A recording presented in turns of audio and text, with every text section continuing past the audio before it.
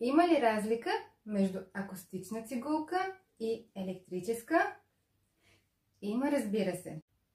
Чуйте как звучи акустичната цигулка.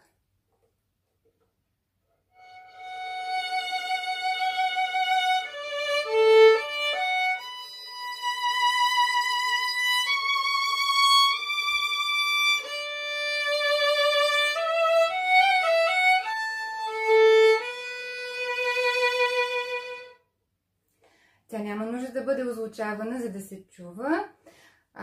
Звукът се произвежда и излиза от вътрешността на инструмента, тъй като цигулката е куха, няма как да видите.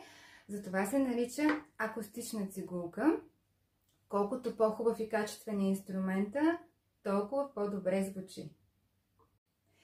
Ето я и електрическата цигулка. В случая моята почти няма тяло и няма откъде по естествен път да излиза звука. В момента тя не е озвучена, не е включена към техника. Чуйте колко е тихичка.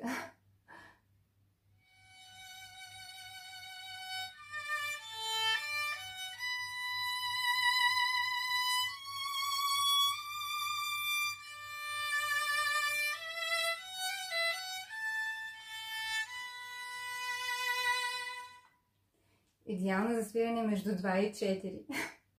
Ето как звучи, когато е озвучена.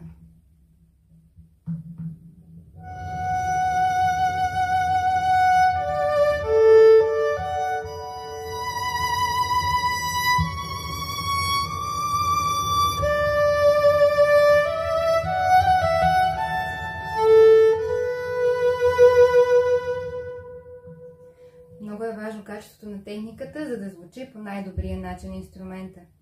Надявам се да ви е било интересно и да сте усетили разликата.